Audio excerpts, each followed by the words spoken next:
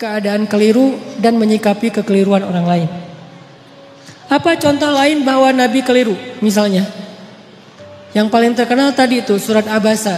Abasa wa tawalla an ja'ahul a'ma. Satu paragraf, setengah surat isinya adalah teguran kepada Nabi, bayangin. Setengah surat isinya teguran kepada Nabi. Bahwa Nabi waktu itu keliru nyuekin seorang sahabat yang datang pengen belajar Islam kepada beliau. Dan kelirunya Nabi bukan karena beliau sombong kepada Abdullah, bukan. Karena beliau berpikir masih banyak waktu untuk Abdullah. Kali ini beliau lagi sibuk ngedakwahin pemuka-pemuka Quraisy. Jadi alasannya make sense juga nih. Alasannya logis, menurut saya nggak ada yang salah. Cuman tetap menurut Allah itu keliru. Sampai bahasa Allah tuh kayak nyindir gitu. Coba terjemahannya. Abasa wa tawalla. Dia bermasam muka dan berpaling. Anja'ahul a'ma. Mentang-mentang yang datang kepada dia seorang laki-laki yang buta. Wa ma yudrika la'allahu yazzakka. Memangnya kamu tahu, bisa aja dia akan mendapatkan kebaikan dengan belajar. Sedangkan orang yang banyak harta dan sombong, kamu malah meladeninya. Giliran hambaku yang miskin, yang buta datang kepadamu, kamu malah cuek kepada dia. Kalla, kata Allah, jangan gitu dong Muhammad. Coba, kalla kan artinya bukan sekali-kali tidak ya. Dalam konteks saya ini arti kalla, jangan gitu dong. Kalla innaha tadhkirah faman syaa'a dzakarah. Jangan gitu dong Muhammad, ini kan pelajaran untuk orang yang menginginkannya, kamu kasih pelajaran itu. Nabi ditegur sama Allah Subhanahu wa taala dengan bahasa sindiran, dan itu kayaknya kalau kita ditegur kayak gitu gimana perasaannya tuh? Bayangin seorang ustadz, seorang guru pondok pesantren, kiai besar, pemilik pesantren yang selama ini tuh ceramah menasihati murid-muridnya, tiba-tiba suatu saat dimarahi oleh orang lain gara-gara beliau keliru di depan umum.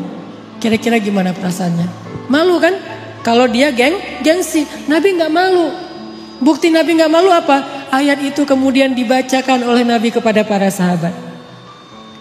Abdullah udah pulang karena Nabi bermasam muka. Tiba-tiba turun ayat surat Abasa.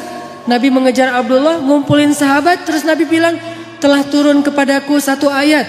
Maukah kalian mendengarkannya? Mau ya Rasulullah. Sahabat semangat mendengarkan Al-Quran. Bayangin gimana perasaan Nabi bacain ayat teguran terhadap diri sendiri. Kebayang gak tuh? Kalau ayat-ayat yang lain, bahwa Muhammad itu adalah uswatun hasanah, Muhammad itu adalah yang terbaik, Muhammad itu jujur, Muhammad itu gampang ngebacanya. Tapi kalau Muhammad itu keliru, ini berat nih.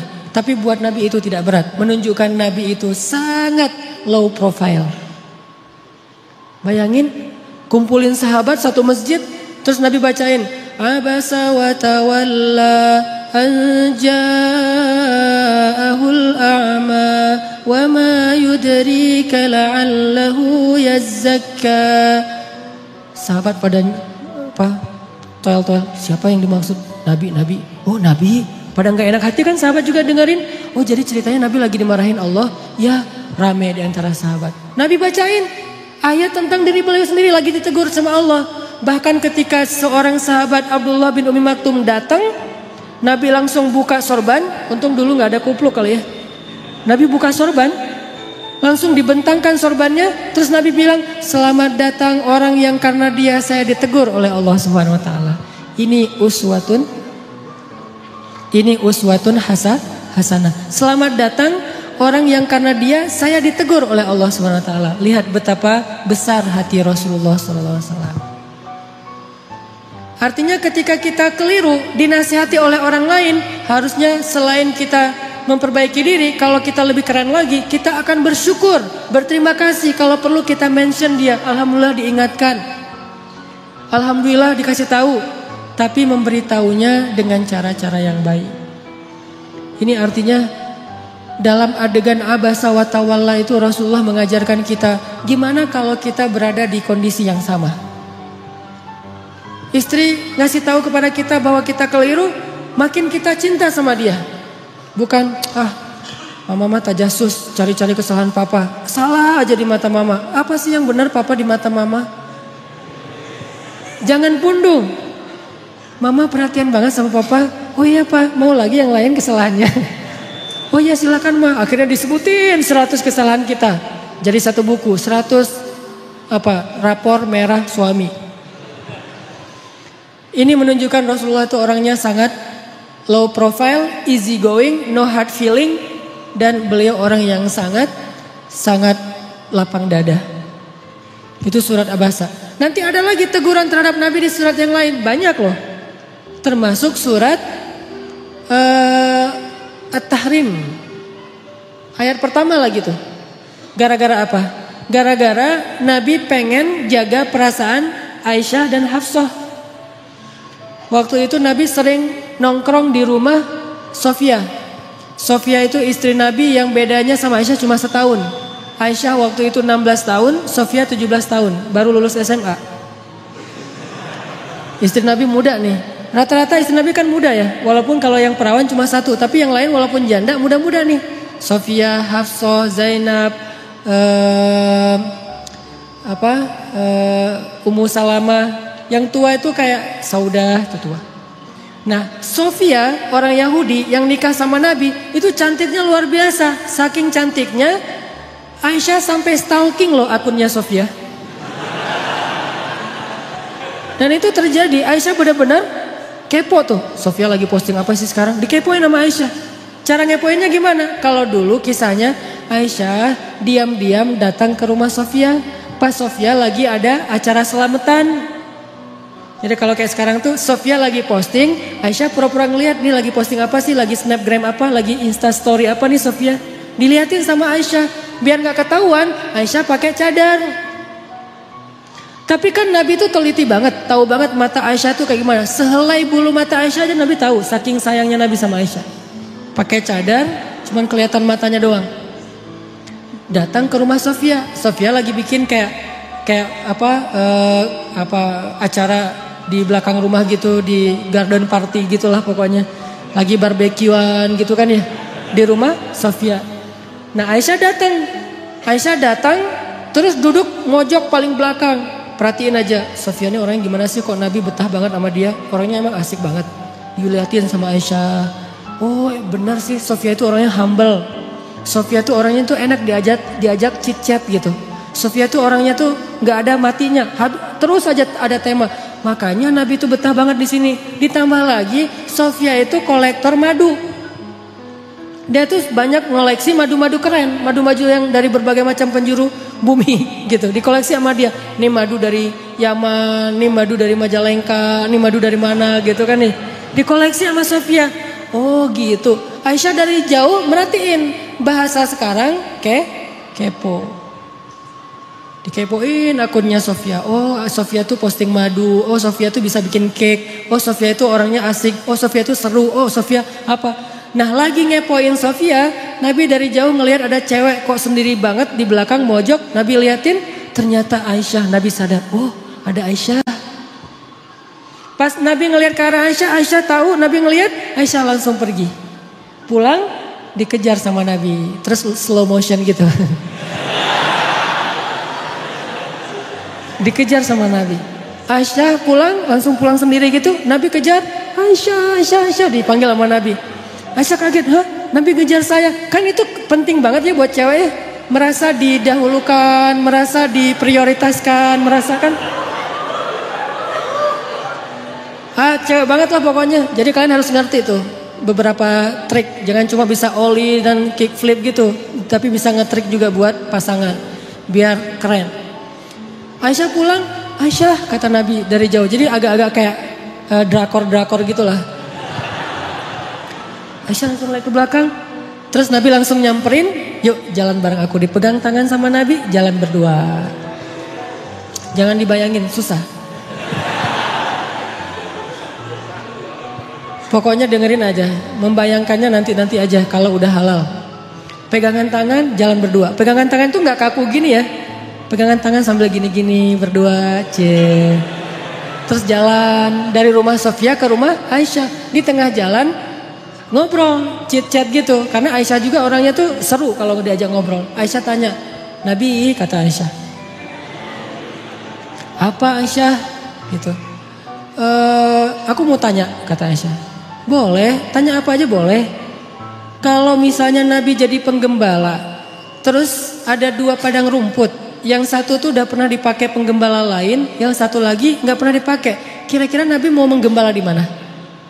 Pertanyaan Aisyah. Nabi langsung ngeklik.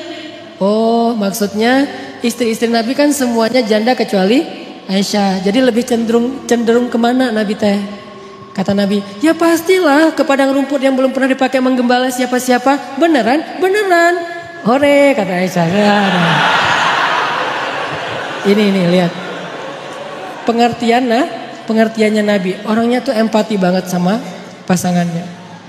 Nah, suatu saat Aisyah tuh lagi nungguin Nabi pulang di rumah. Nabi kayak telat gitu pulangnya. Padahal gak macet, tapi telat pulangnya tuh. Kenapa ya Nabi kok telat banget pulangnya? Ditungguin sama Aisyah. Dan Aisyah waktu itu lagi satu geng sama Hafsah. Kan Aisyah tuh gengnya Hafsah ya. Istri Nabi itu kan ada 2 geng. Geng muda sama geng tua. Emang kayak gitu kata ahli sejarah. Makanya baca sirah. Kita akan tahu lebih banyak hal luar biasa tentang Rasulullah. Nah, Aisyah lagi berdua nih, lagi nongkrong di rumah Aisyah sama Hafsah. Kamu tahu nggak Nabi di mana? Katanya sih kayaknya Nabi tuh lagi di rumah Sofia gitu. Soalnya tadi aku ngeliat instastorynya Sofia lagi bareng dengan Nabi gitu. Oh, lagi di rumah Sofia, ngapain sih di sana? Biasalah, lagi nyoba-nyoba madu gitu kan. Madunya Sofia tuh banyak koleksinya, banyak macamnya. Oh gitu, wah kita harus cari cara nih biar Nabi nggak lagi senang minum madu di rumah Sofia. Tiba-tiba Nabi pulang, Assalamualaikum, Waalaikumsalam. Nabi pulang. Terus pas sampai di rumah, Nabi senyum-senyum ngeliat istri-istrinya berdua lagi pada nongkrong. Lagi ngapain nih berdua? Enggak, lagi santai aja, kata Aisyah. Boleh ikutan enggak? Boleh. Terus pas Nabi duduk, Aisyah bilang, ngapain sih lama banget gak pulang-pulang, ditungguin loh dari tadi gitu. Oh maaf, soalnya tadi lagi itu di rumah Sofia. Betah banget sih di rumah dia. Ya gitu mulai nih ya. Betah banget sih di rumah dia, emang ada apa sih di sana? Makanan enak ya, dimasakin yang keren gitu ya. Emang dia masakin empal gentong ya gitu. Akhirnya Nabi bilang enggak kok, cuma minum madu doang, gak dimasakin apa-apa. Oh pantesan mulut Nabi tuh gak enak baunya habis minum madu di rumah Sofia. Udah gak usah minum madu lagi di sana, gak enak tuh. Kata Aisyah, kata Nabi, oh gitu, ya udah deh kalau gitu mulai sekarang saya gak akan minum madu lagi. Aisyah merasa dimenangkan lagi nih. Tuh kan, kalau buat gua Nabi apa aja mau. Madu gak boleh. Bayangin, cinta Nabi kepada Aisyah sampai yang halal aja beliau haramkan. Walaupun ditegur sama Allah. Jadi seorang suami, saya gak ngebahas apa hukum rokok ya. Kan ada yang bilang haram, ada yang bilang makruh. Terserah deh, itu mah ulama. Yang pasti ini bukan hukum rokok. Tapi merokok dengan request istri. Gimana tuh? Suaminya tuh perokok banget. Terus kata istri, jangan merokok di depan aku dong, aku gak tahan nih asapnya. Oh, mulai sekarang papa gak akan ngerokok lagi. Itu kan, jadi saya tuh lebih suka ngambil angle-nya tuh lebih ke perasaan, etika atau akhlak, bukan hukum. Kalau hukum mungkin bisa haram, bisa makruh, itu tergantung mazhab. Tapi kalau etika, kadang karena permintaan istri, jadi gak jadi ngerokok. Gak usah ngerokok, yang halal aja gak jadi tuh. Nabi kan minum madu halal kan, bukan cuma halal, baik lah gitu. Sampai Nabi mengatakan, oh ya udah deh kalau gitu saya nggak akan minum madu lagi. Aisyah senyum-senyum mengarah ke Hafsah. Lihat, Nabi nggak minum madu lagi. Alhamdulillah udah, Aisyah cair, ngobrol ketawa-ketawa, Hafsah pulang. Begitu Hafsah pulang, besoknya turun ayat, ya ayyuhan nabi, lima tuharrimu ma ahallallahu lak. Wahai Nabi, kenapa engkau mengharamkan apa yang Allah halalkan bagimu, yaitu madu? Hanya gara-gara pengen nyenengin hati istri-istrimu? Ditegur oleh Allah Subhanahu wa taala. Bayangin, Nabi keliru. Gara-gara pengen nyenengin hati Aisyah, beliau mengharamkan apa yang Allah halalkan. Ditegur oleh ayat itu, akhirnya Nabi datang kepada Hafsah, ngejapri. Hafsah, ternyata Allah gak rela madu itu diharamkan. Saya baru dapat ayat nih, surat At-Tahrim ayat 1, surat 66. Sekarang Maya, ternyata madu itu gak boleh diharamkan. Tapi jangan bilang-bilang ke Aisyah ya. Kata Hafsah, oh gitu. Kata Nabi, jangan bilang-bilang ke Aisyah. Kenapa? Karena kalau Aisyah tahu, Aisyah terngambek. Kata Nabi ke Hafsah, jangan bilang-bilang ke Aisyah. Ternyata apa? Hafsah malah mengcapture japrian Nabi, di forward ke Aisyah. Aisyah dapat message dari Hafsah, langsung dibuka gitu kan. Pas dibaca ternyata capturean Nabi nggak jadi mengharamkan madu. Marahlah Aisyah. Aisyah marah. Akhirnya Aisyah kalau posting nggak mau lagi pakai hashtag demi Tuhannya Muhammad. Karena biasanya Aisyah tuh kalau posting ada 2 hashtag. Kalau Aisyah lagi sayang, lagi normal, dia pakai hashtag warabbi Muhammad, demi Tuhan Muhammad. Itu hashtagnya. Kalau Aisyah lagi bete nih, hashtagnya berubah, demi Tuhan Ibrahim. Beda hashtagnya. Jadi kalau hashtagnya demi Tuhan Muhammad, nih postingan lagi kangen sama Nabi. Kalau hashtagnya demi Tuhan Ibrahim, ini lagi bete sama Nabi nih. Waktu itu Aisyah posting. Entah posting apa gitu, hashtagnya demi Tuhan Ibrahim. Nabi baca, wah Aisyah lagi marah nih, ada apa? Nabi datang. Sebelum Nabi ketemu Aisyah, Allah langsung DM Nabi. Kata Allah, ya Muhammad, ternyata Hafsah sudah mengcapture chat kamu itu kepada Aisyah, sehingga sekarang Aisyah dan Hafsah itu bersekongkol untuk marah sama kamu. Begitu Nabi datang, Nabi langsung bilang ke Hafsah, Aisyah, kenapa kamu capture? Kenapa kamu kasih tahu kepada Aisyah? Hafsah kaget. Ya Rasul, tahu dari mana? Aisyah kasih tahu ya? Kata Aisyah, enggak, saya enggak ngasih tahu. Terus tahu dari mana? Kata Nabi, Allah yang ngasih tahu kepada saya. Turun lagi ayat berikutnya, khusus buat Aisyah sama Hafsah. @Aisyah dan @Hafsah_Umar bin Khattab. Apa captionnya? Wahai istri-istri Nabi, kalau kalian masih terus menyakiti Nabi dan tidak bertaubat dan minta maaf kepada Nabi, maka Allah akan menceraikan kalian dengan Nabi dengan cara baik-baik. Lalu Allah akan menggantikan untuk Nabi istri yang lebih baik dari kalian, lebih solehah dari kalian, lebih cantik dari kalian, dan seterusnya dan seterusnya. Langsung Aisyah dan Hafsah datang kepada Nabi minta maaf dan kemudian selesai urusannya. Pelajarannya apa di sini? Nabi juga kadang-kadang gara-gara ngikutin perasaan keluarganya, istrinya, sampai melakukan kekeliruan. Bukan karena berbuat dosa. Tapi kemudian apakah Nabi mau memperbaiki? Mau memperbaiki. Langsung ngasih tahu kepada Hafsah, Hafsah aku salah nih, ternyata nggak boleh mengharamkan madu, nggak ada rasa gengsinya. Itulah uswatun hasanah pada diri Rasulullah. Dan ada yang lebih berat, teguran Allah kepada Nabi dalam kasus tawanan perang di surat Al-Anfal. Ini lebih berat lagi nih, ayat 67 nanti cek deh di rumah. Itu ayat teguran dari Allah kepada Nabi gara-gara Nabi keliru dalam mengambil keputusan. Habis selesai perang Badar, ada tawanan. Termasuk salah satu tawanan waktu itu Suhel. Suhel itu kayak medsosnya sahabat. Dia tuh selebgram. Ditawan. Terus kan Nabi ini perang pertama nih dalam Islam. Belum tahu ini mau diapain nih. Tawanan-tawanan perang.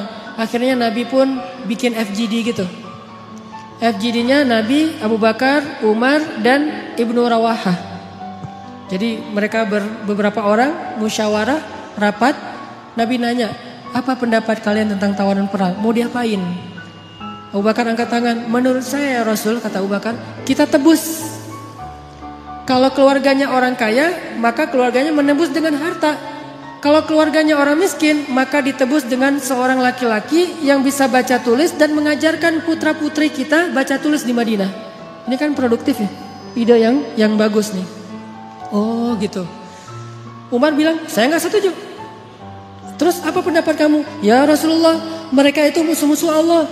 Jangan dibiarkan mereka hidup. Kita bunuh, hukuman mati. Karena ini masih dalam hukum militer, hukum perang. Maka tawanan perang dibunuh ya Rasul. Tidak ada kesempatan buat musuh-musuh Allah hari ini ya Rasulullah. Nabi senyum-senyum. Terus Ibnu Rawaha, menurut saya ya Rasulullah, apa Ibnu Rawaha? Kita gali parit, kita masukin mereka ke dalamnya, lalu kita bakar mereka hidup-hidup. Tapi jangan menjudge Ibnu Rawaha ya. Karena Ibnu Rawaha ini punya cerita panjang di Mekah kayak gimana. Gimana dia tuh luar biasa disakiti. Jadi wajar kalau orang emosional. Akhirnya Rasulullah komen.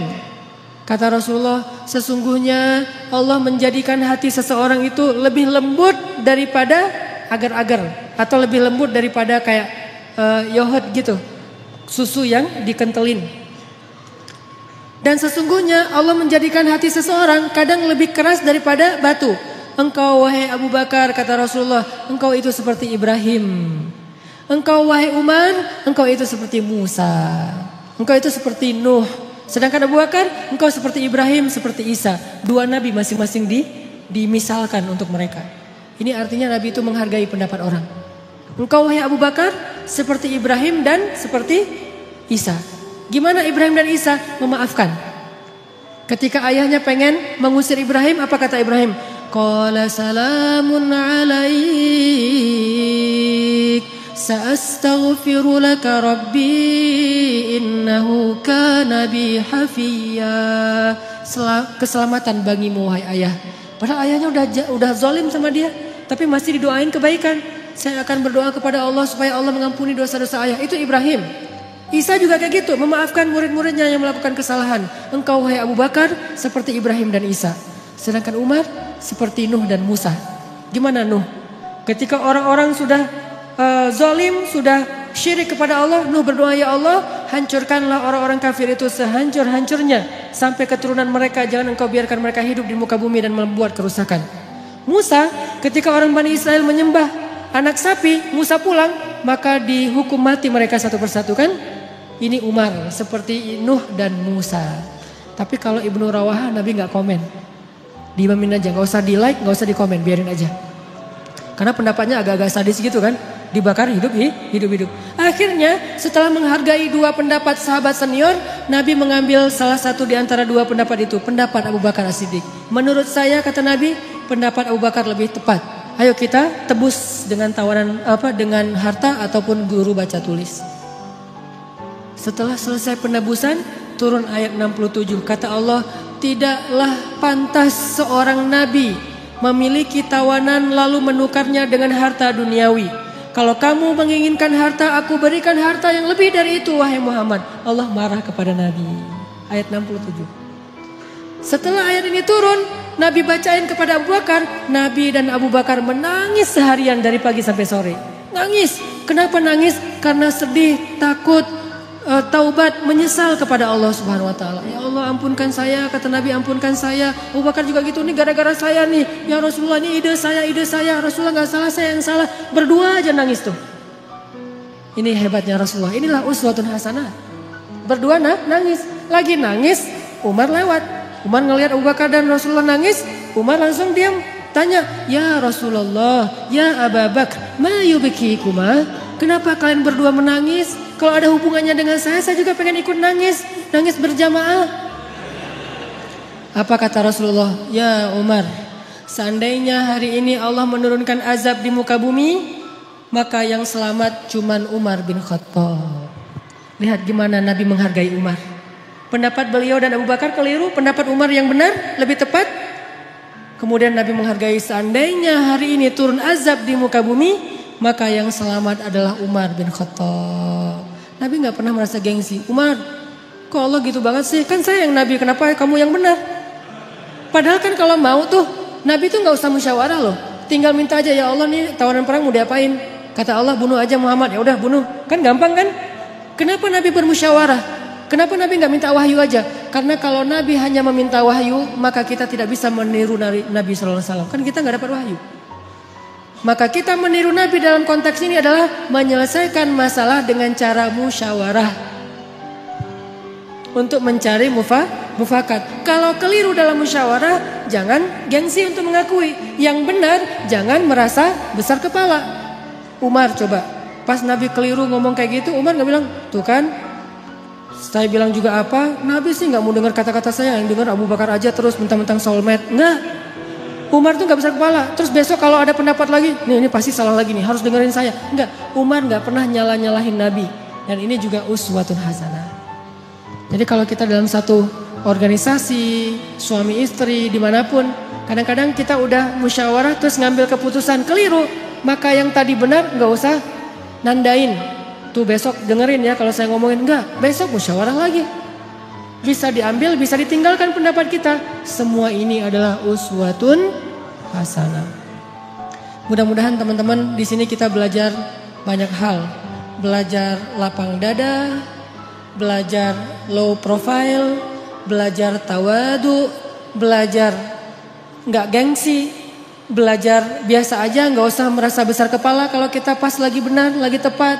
Belajar berdamai dengan pendapat yang berbeda, belajar untuk memperbaiki kesalahan walaupun yang memberitahunya itu seorang budak dari Habasyah, belajar berperilaku lebih elegan. Karena semua kita adalah manusia, maka semua kita punya peluang yang sama dalam melakukan kekeliruan.